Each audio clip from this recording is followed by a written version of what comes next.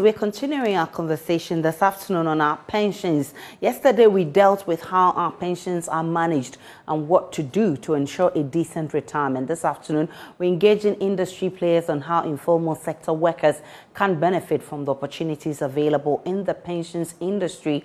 Informal sector players are largely outside the pensions bracket and traditionally believed to depend on their children and other relatives during old age. With the Ghanaian society gradually shifting from the dependency culture, individuals will have to take their destinies into their own hands and prepare for the future. Our question is, how will the informal sector worker fare in retirement? My guest for this conversation this afternoon, Gideon Emisa, is with the Institute of Chartered Economists. Clement Boateng, he's also first vice chairman of the Ghana Union of Traders Association. David Agbuado would also join us. He's with the Concerned Drivers Association. And Nana Sefachum, who is spokesperson for the National Pensions Regulatory Authority, will also join us for the discussion. I'm grateful for your time, gentlemen. Well, let me take you off with a trip to the Abosokan Spare Parts dealership and other markets in Accra. Blaise Soga is our reporter. The informal sector is at the heart of Ghana's thriving economy. However, this sector is characterized by underemployment and bad working conditions. The situation is even dire for a majority of the aging population who have fewer options for their social security plans as they head on pension. We have been interacting with some of the traders here at the Kaneshie market and also some spare part dealers at Abosokan who share their frustrations with us about how the pension regulation scheme in Ghana is not meeting the needs of the informal sector. And we don't have any people to encourage us. We don't know how to do it. It's like we are selling by our own, and like at the age of growing age, we have nothing. The later that you get it here, then you enjoy it, then later on you go home with nothing. A time will come, you can't do anything. You'll be like, even sometimes from 50 years going, you can't do anything. The later that you get it, you use for your children, then later on you won't get anything. So if we can get people to encourage us, we will be happy about it. Don't you know about the solution? There's an option for you to make your own contribution. Is it that you don't know how to go about it? What's the challenge with that? The thing is, sometimes it's like, let me use bank aside. As such, bank per se, if you put your money at bank, later on it will be a whole lot of problem. So this one, we don't know anything. You do the little susu, then later on you get it to do whatever you want to do with it. As for pensions, don't you have associations? Nah, you don't have any association. So what are your personal plans? If you become 60, how do you intend to take care of your child? Because I don't know your age, but you are middle-aged. That's how you look. But what are your plans? How do you intend? It's only God knows. Maybe, and I know that the little that we are getting, we'll put it on our children. So maybe, or let's say, during that time, our children can to help us. But in Ghana, it's very difficult because by the time you get that age, your child will have a family. Then the little that you get, instead of bringing to you, you put it in the family. So it's difficult for us because nobody is here to encourage us. There's no education. Nobody. There's nothing as education. Nobody has nothing. We are just here. Then nothing. What do you feel that the authorities should be doing about it? Oh, if they educate us about it, we'll be happy. Then people will understand it more. Instead of being susu, then people will take your money away. You put yourself inside that one. I hope it will be better. So for your colleagues, I'm sure that you've been speaking to your friends and those who also do this trading with you. Share their story with us as well. What do they tell you? Are they scared that if they go on retirement, they will not get anything? Yes, that's what many people say, that it's difficult. The later that we get it here, we have to save some, because during that age, nothing will come out from the later that you are doing. So if you get people to encourage, that one will be better than doing that. Sometimes somebody can take your money away without seeing that person again. Apart from the susu, do you have any personal plans that you put in place for yourself? Nah, there's nothing. Only susu, then later on bank. We take that money to bank. There's nothing. Put it back into the business. Yes, if you people can help us for our business to later on, we won't regret about it. That one we will be happy. So why are you scared of other investment options? Is it that you are scared that your money will go? Why are you scared of that? Let me say, is it now one or whatever he is? So me personally, I will encourage my friend to do such. I didn't take it serious. By now they have seen that it benefits people, so I will do it as. So how old are you now? By now I've made my plan now. Yeah. So you feel that they should come and tell you people about Yeah, they should come educate us so that we can also follow it. We are here at the Abosokan community, which is noted for activities of spare parts dealers. And as you know, spare part dealers fall within this category of informal workers or those in the informal sector. We're engaging some of them to find out what plans they've made for themselves, since they claim that the formal sector has not made, or the National Pensions Regulatory Authority has not made any laws or regulations which responds to their needs in terms of pension plans. I'll be speaking to one of the workers here at one of the workshops where we found ourselves. We are here. We don't have any pride about even something like what do you call it, development. We just every year we do. I mean, we don't know. We don't have any pride. We don't have any pride. We just stay here and do every day. We come and we go. So what you mean to tell me is that as the days friends have gone on retirement already, what experiences do they share with you? What do they tell you? How is life for them? Okay, they used to tell us that we should find some association so that we can contribute every day. At the end of our retirement, we can gain something, because as for them, they are suffering now. So as we are coming, we have to fight so that at the end of our retirement, we can gain something. Yeah. So, personally or as a group, what plans are you making to deal with them? We don't have any plan, so we need help. So that if from who exactly you want? The authorities, if they can help us, we need authority to help us so that at the end of our old age we can gain something.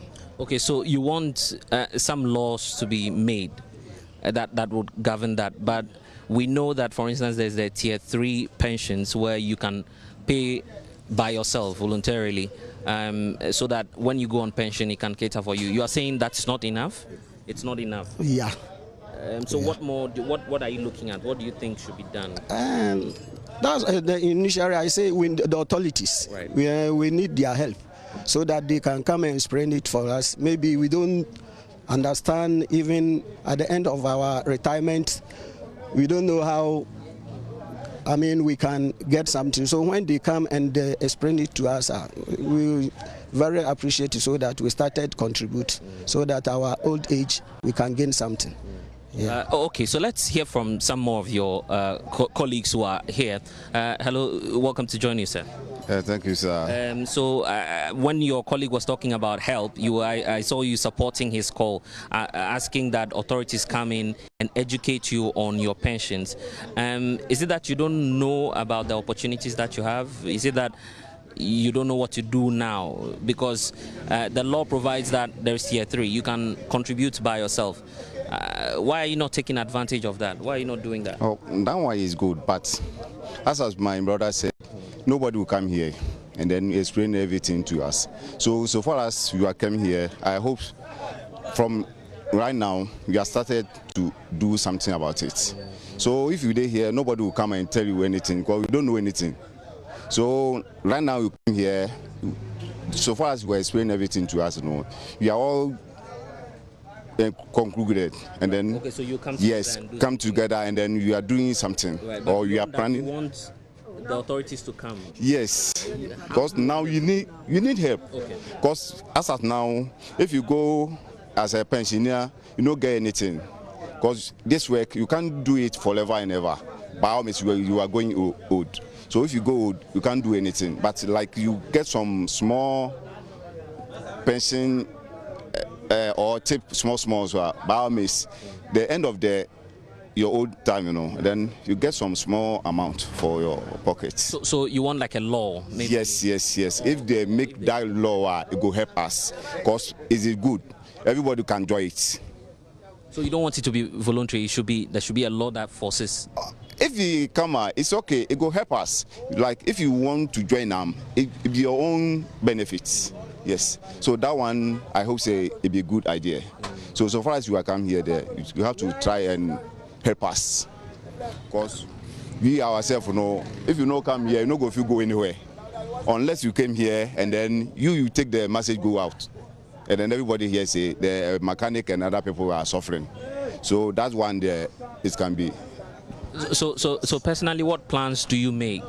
Because I see what's your age, sir? Oh, right now I there for and I'm going to 50 years. Right. So which means that you just have some few years and you go on retirement.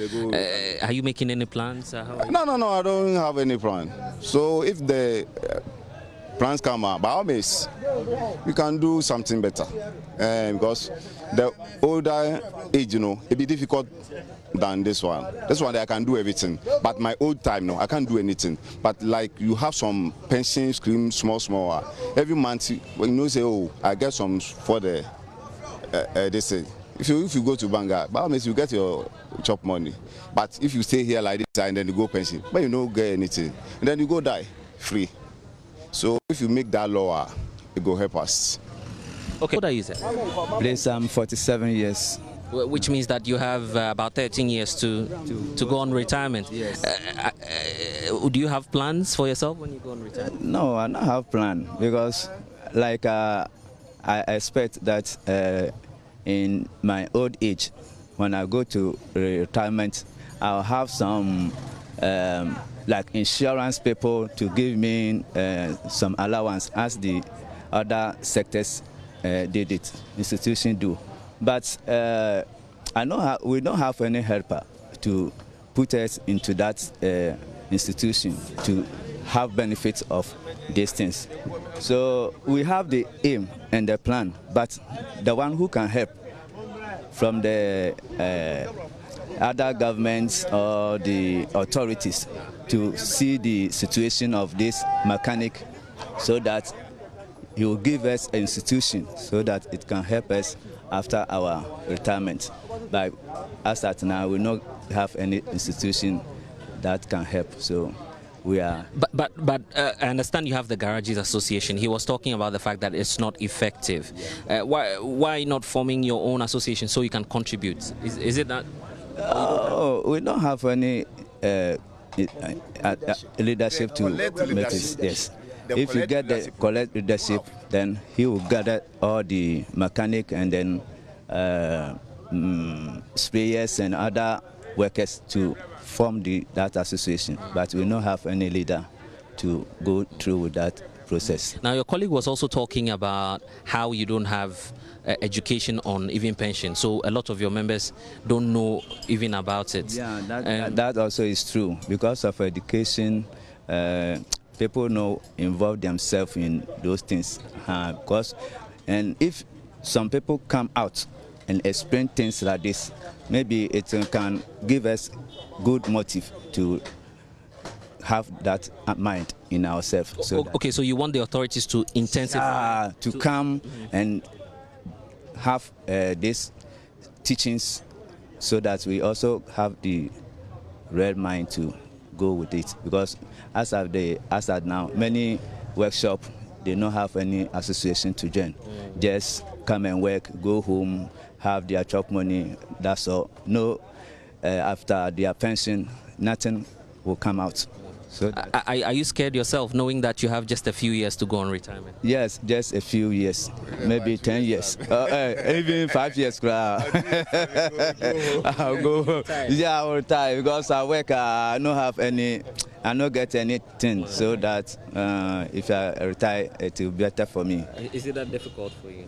Difficult because I'm thinking of after retiring, what am I going to eat? My families, my wife, my children. So all these things, I'm thinking about it.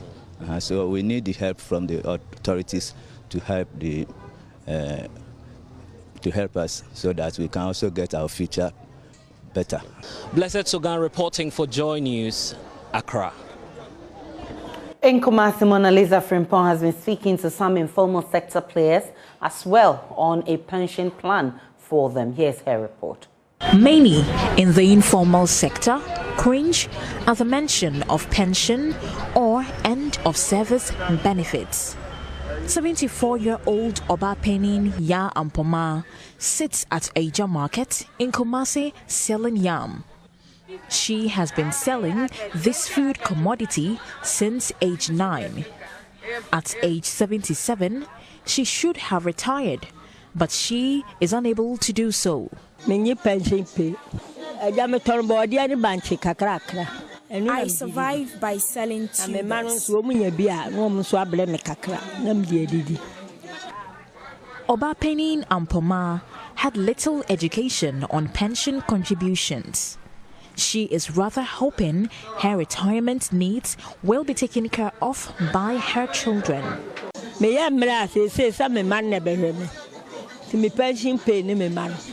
My children are my end of service benefits.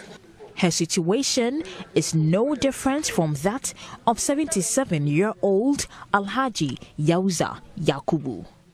He owns a shop at Abuabu Station in Kumasi. Pension trustee companies have attempted to get him to sign up, but Alhaji Yakubu is unbothered about monthly contributions for pensions. In situations of invalidity, he is positive his children will take care of him with proceeds from his business.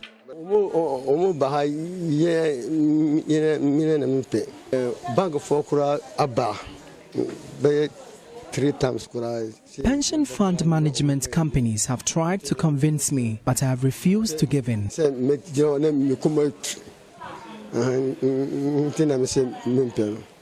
Data from the National Pensions Regulatory Authority reveals that the informal sector employs almost 80 to 85% of the Ghanaian working populace. However, many players in the informal sector have little or no education about contributing towards pensions or planning towards retirement. And this causes most of them to live below the poverty line during their old age. Retirees without any awaiting retirement funds become financially dependent on their children. 23-year-old Seidu Fuseini is a trotro mate at Tech Junction. He earns 30 cedis daily, but is forced to share with his ailing mother. They are about 70 years and then 85 years old. So when you come to work, you work maybe a day, you get 30 cedis. You give share or amount of them, and then you also take half. I mean, you buy food and you buy clothing, you buy everything. So when the work is not good, you cannot get money and give them. 28-year-old Yao Danso is also unhappy with the financial pressure he goes through when he is just about starting life. Our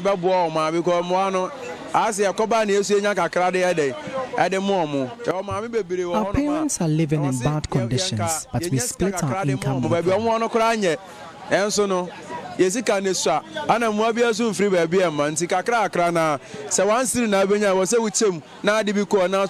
Many informal sector workers wish they were rolled on to pension schemes.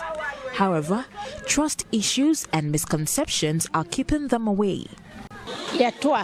Our contributions get locked up at the fund management companies. I I am not bothered.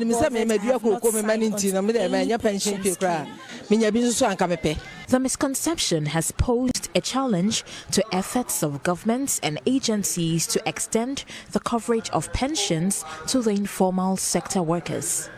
Alex Owusu-Boakye is zonal head of the National Pensions Regulatory Authority, Ashanti. Well, before we started, there was contribution 0. And it went up 1%, 2, 3, 4, now it's 6%. And we are aiming at 40%. If we are able to get that 40% by 2026, that would be very, very huge. And it is good for the economy as well. The GDP will definitely go up. Well, in a few years, it is estimated that 3 billion people will be found in the aging population. And what impact would it have on our society? Especially when in Ghana, most of our aging population are performing traditional roles, are found in the informal sector, making little or no pension contributions at all, not planning towards their retirement. We await to see the economic pressure it is going to have on the working class who are forced to support their aging parents. From Kumasi for JoyNews, Mona Lisa Frempong reporting. Let's now understand the contribution of the informal sector to our economy and why it is so much important to get them on the pension scheme. My guest for the discussion, as I mentioned earlier, Gideon Emisa, is CEO of the Institute of Chartered Economists. He's also joining us is Clement Boateng, who is first vice president of the Ghana Union of Traders Association. He will join us later in the discussion. David Aguado is a PRO with the Concerned Drivers Association. And joining the conversation also is the regulator, Dr. Nanase Fachum. He's spokesperson at the National Pensions Regulatory Authority. I'm grateful for your time, gentlemen. I think we should begin by understanding the importance of the informal sector and their contribution to the economy. And I'll start with you, Mr. Emisa. Thank you very much. I think we are aware it's not something that is so much of a news to us, as in our economy is largely informal, and the majority of the people who contribute to the economy are in the informal sector. So if you look at our key sectors to the economy, you realize that services, largely leading the agriculture industry also in there. But when you're looking at services, particularly trade, which we would be looking at buying and selling, we have a couple of people in there. And I'm sure most of the people that I interviewed, those who are selling spare parts and other things, is basically into trading. And those market men are also in there. Also, we have a couple of them also in agriculture. So if you look at our economy, it's mostly informal. And we are now trying to normalize it by putting in place some policies with respect of digitization or digitizing the economy, and then getting people to register and link the database and all that. I think that is why it makes this conversation very, very important. Because globally, if you look at the OECD report on pensions, you realize that the conversation is changing how we can get informed, being on a pension scheme or providing some form of social security for them when they are on retirement. And so I think that's where the conversation is getting to, and I think that's what makes this particular topic very, very crucial. You would also realize that from the manifesto of the political party, in this case the MPP manifesto under the social development, you realize that they made mention of the fact that they would want to put in place a scheme for cash crop farmers who are also largely in the informal sector. We are being told that some policy analysis has been done and left with implementation. I think between the NPR and the try and fix Mr. Mrs. line. There seems to be some connection challenges. We'll try and get him on back because he's making a very critical point. But let me bring in David Aguado, who is PRO for the Concerned Drivers Association. We've listened to a number of people in the informal sector. This afternoon, they've spoken out their challenges. Some of them say they don't even know what the pension scheme is all about. They don't know where to get it done and who to even speak with. What has been the complaint from your members? Good afternoon, my dear sister. How are you doing? I'm doing great. Yes, David, let's hear you. Yeah. Yeah, you can actually the pension.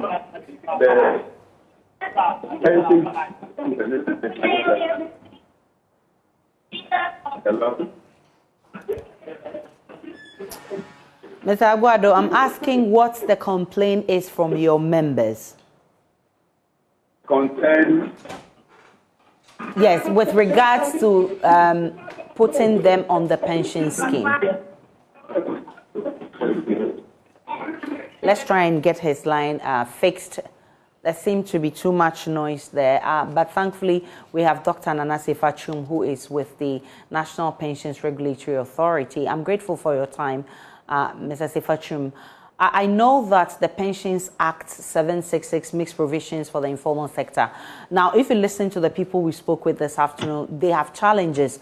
One of the biggest is the fact that they don't even know where to go to get the pensions done. They don't even have any education about this pension. I mean, what specifically does the law say? I think you are right. The law stipulates that every Ghanaian, irrespective of the sector that you work, there's the urgent need for you to be on pension whilst you are on retirement. And you need to start preparing for your retirement while you are working. The law says that every single individual in this country, after 15 years, you need to be on pension if you are working. And I must say that the start of the pension scheme or pension scheme in this country started on a very wrong premise. Why do I say that? I say that because we started the pension scheme in this country in 1965, targeting only people in the formal sector, people who were working with government, so to speak. And therefore, we neglected the huge number of people who were in or still in the informal sector. And that has been our bane as a country. And therefore, we have well over 11 million people working in this country without pension when they retire. And that has been our headache as an authority. So we have put measures in place to address this issue. Like my colleague in the Ashanti region said, when we started, we were at 0. 3 years ago, we were at 3%. And now we can confidently say that we are at 6%, giving ourselves about 5 years that we want to hit about 40% of the pension coverage in this country within the informal sector. What exactly has been the difficulty in getting the informal sector to be on? You know the people that we live with as countrymen. It is difficult when there is no stringent measures to at source deduct money from them. You and I will bear witness that even those of us who work in the informal sector where our monies are deducted at source, if the monies were given to us to go and pay, it will be going to be difficult for us to do that. So the difficulty has been when the money gets into the hands of the people and then you call them to bring the money. It's difficult to do that. But I also want to address this thing, that it's not only about education, it's also about motivation. We need to motivate the people and let them know the importance of pension contributions. We need to let them know that one day, you cannot work forever and ever. One day you get retired. And when you retire, what will be your backbone that will cater for you? I heard people on your program this afternoon saying that they are 60, they are 45. In the informal sector, when you want to be on pension scheme, you can start at 15 and end at 100 years if your age will permit you. You don't have any limit where you have to start or where you have to end. So they should forget about I'm 45 years, I'm 50 years, I'm this and that. The onus lies on them to start at any particular point when they have income. But that's said and done. We also look at the informal sector and we realize that their income is not regular as those in the formal sector. Some of them have their income, or if you like, their remuneration weekly, others monthly, and they also differ in terms of quantum. So you do that at your own pace and your capability, your abilities, financial abilities to do it. So you are not obliged to go along with those in the formal sector. You do it if you receive 1,000 Ghana cedis, for instance. You can decide that I have to pay or I have to contribute 100 Ghana cedis a month or 100 Ghana cedis a week, according to your financial capability. That is how the law says, and that is how it is due. That is the beauty of the 3-tier pension scheme. You are not compelled, you are not forced to do what you can do. You do it at your own pace, and we are putting also measures in place where you can sit at the comfort of your office or your shop or wherever, and then you will be deducting. We are compelling by law. We'll soon come out with a law to compel the corporate trustees. When I say the corporate trustees, I mean those companies, the private companies that we have license to look at people's pension, take the contributions from them, invest and give it back to them at their retirement age. We are compelling them to go out and do these things. We're going to do it as a matter of requirement. If we come to you, your office, and then we give you a target that by this time you need to get so many people on your scheme, and you have failed to do that, we will consider renewing your license or otherwise. So we are looking at an issue that these corporate trustees are so comfortable in working with the tier 2 people, because that is automatic. At the end of the month, the money will come to them. But here is the case: there are a huge number of people in the informal sector where and when I say we, those of us in the industry, have to approach them, have to go there, motivate them, provide the means for them, make it easier and comfortable for them to contribute towards their pension. And this is what the corporate trustees are not doing. And we are going to enforce that from this year as part of our activities. We're going to enforce them to look at these things, to go down there to their shops, to their stores.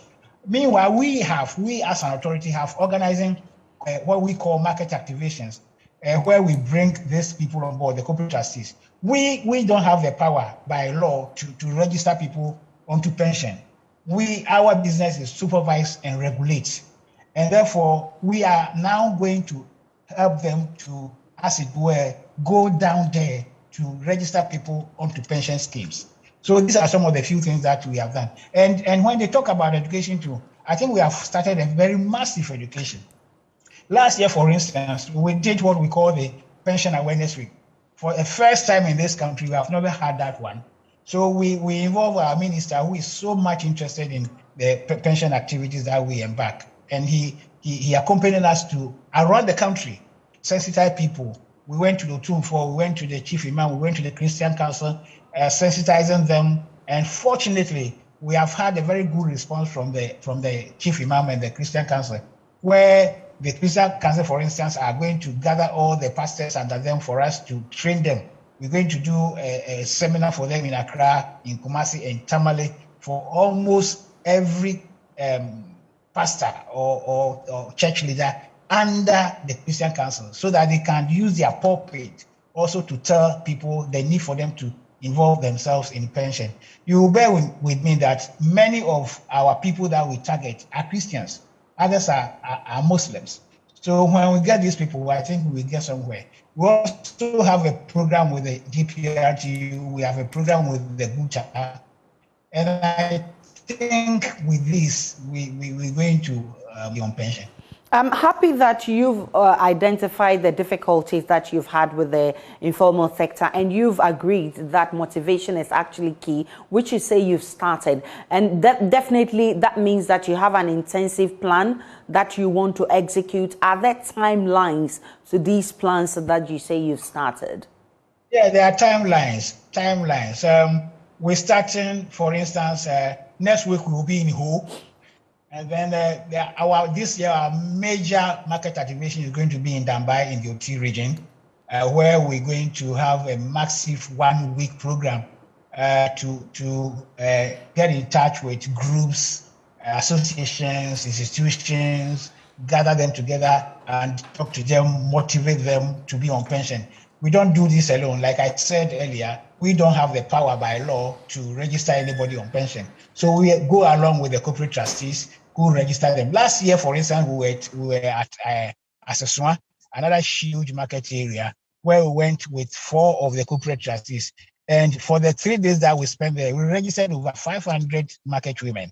And I'm proud to say that the Minister for Labor and Employment and Labor Relations, Bafo, paid money from his own pocket for 20 of them to start the program. And these are what I think is a kind of motivation that we can do to people, to motivate them, help them to understand and appreciate the need for them to be on pension scheme. Doc, as we speak about involving the informal sector, we also are concerned about the kind of investments that are made on our behalf by SNITs as contributors. The Auditor General's report captures 440 million cedis going into non-performing investments. How did the NPRA, as a regulator, watch on for this to happen? We are not happy when our fund managers make certain investments that are not fruitful, that are not profitable on behalf of contributors. So last year we set up a committee, and then we went out to have new investment guidelines for all corporate trustees, all fund managers, and all the industry players. So we are going to enforce this to the letter. We have a unit in our authority called the SNIT unit, who from time to time go and look at the investment policies and investment guidelines and investment activities of the SNIT.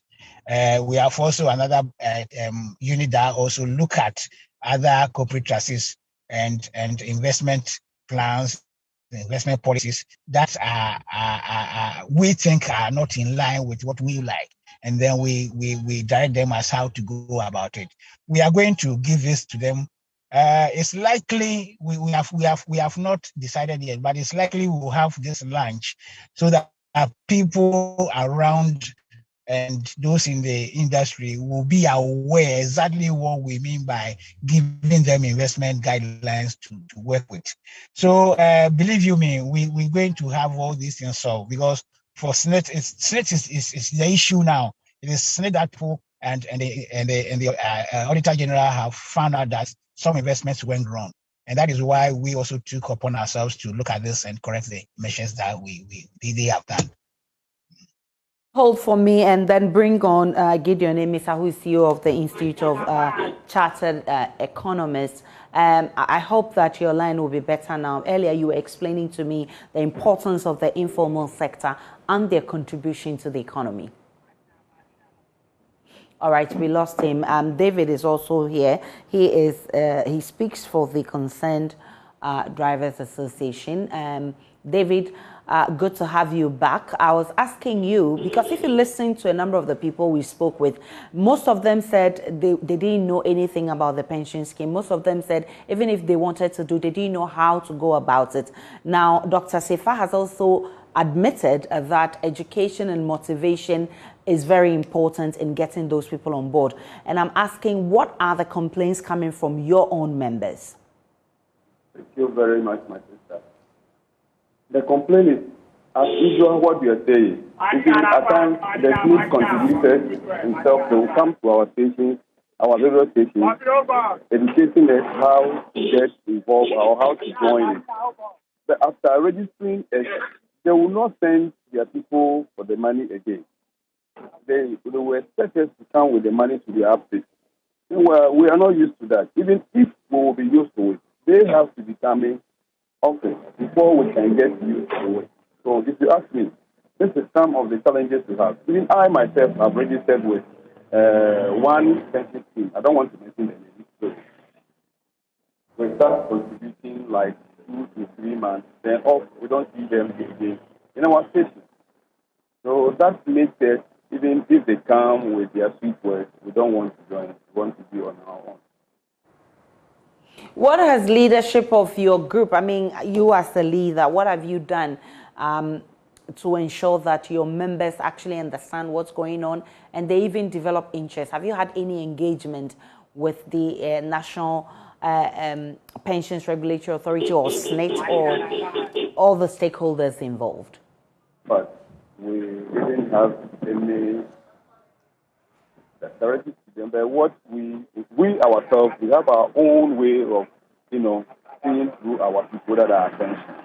That is, in your sector, you will call it table talk. Yes, we do give them money at their retirement age from our own pocket, but not from SNIT or from any other pension scheme authority. But rather ourselves have made a package for ourselves. Those that goes beyond 50 years, we do pay them every month. But us forwarding it or channel it to other people, we didn't do that for our union. That's what we have been doing to our own members. Like us going to SNIT or Dashing Pension Scheme and other people, we haven't gone to them. So we are doing it on our own, giving them pension pay. As I speak to you, we have 18 people on our pay list that every month we pay them at our branch alone. That's I'm talking in terms of the branch which I supersede. The various ones, some are 5, some are 10. It's our own something that we do. But in terms of pension scheme and other things, it's not there. Nana Sefa made the point that they admit that there are challenges, but they are willing to work towards it. So they are actually rolling out an intensive plan to get the informal sector to be part of the pension scheme. Your input certainly is very important. What exactly do you want done? What we want them to do is, you see, in terms of, let me use my school as an example. With the transporters, when they jump to the headquarters, now we have a data of all our members. Concern, we have ours. GPRTU also have theirs. Ghana Committed have theirs. These 3 associations, I have been to their data rooms and other things, and I have seen that, yes, everybody have these members on board, and they have a number and code for them. So they should contact each region, the regional secretariat, and then, yes, when they contact the regional secretariat, they will call on the branches to bring their members or to, educate their members to be registered. And the union will take the money, and they will come for the money. Because we have a way of, taking funds from our members. Example, like my station, like the highway branch of us, we have a money that we do contribute. That some are going for building. We call it building fund. Some, those that are purchasing the land, we call it land fund. So if pension will come and we have pension fund, it will help. So they should contact the leaders. When they contact the leaders, it will trickle down to the various branches and then the local. This is how I think if they do it, it will help all of it. All right, David Agboado is PR of the National Concerned Drivers Association. Dr. Sefachim is still on with us. Doc, we've also made critical observation of data with regards to the TPFA, and that has to do with the transiting from Tier 1 to Tier 2. It's not available for operators, especially in the public sector. Why is it so? Well, there were difficulties regarding the institution that we, if you like, contracted to work on the data. But we are getting closer to the end of this matter, and very soon we will come and announce where we are. I think we've made a very huge success in getting this done. So we will come out soon, very soon, pretty soon to announce this. Do you want to attach timelines to this, to your soon? I wouldn't want to, because we're working with human institutions and systems. which can fail at any time. So I don't want to do that. Well, earlier, I'm happy you also mentioned trustee companies who actually manage some of these things. There are those who are worried that, I mean, if you look at what happened in the finance sector or the banking sector, you know, similar things can happen in the pension scheme if these trustee companies. I'm not cutting you short, but not in the pension industry. How are you ensuring that it doesn't happen? And this is the reason why I see that. Okay. As per the law governing pension schemes in this country, whatever happens and whenever it happens, whatever money that we have that is in the name of pension has to be withdrawn and paid to the Bank of Ghana first before anything happens. It is so secure, so secure. Pension funds are so secured in this country that it's not only in this country. Wherever pension schemes are around the globe, pension funds are so secured. So that is why I'm confident, and I'm saying that can never. It's not in anybody's personal account. It's not in anybody's company account. It is a particular account that can never be touched, even by not even by government. So that is the law. Nobody can touch it. That is why I always say with confidence that pension funds can never be touched. I haven't said so. Let me take you back to Tier 1, which is managed by SNIT.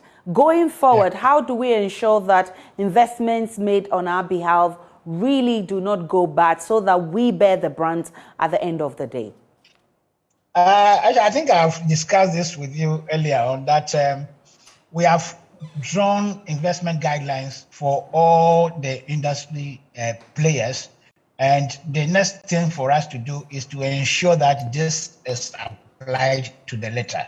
And like, we don't want to fail as an authority, a regulatory authority in this country. And once we do that, our image and our integrity is at stake. And that is why we are my CEO, lawyer Atakufi, has been on the neck of these people to get this done, and has been done.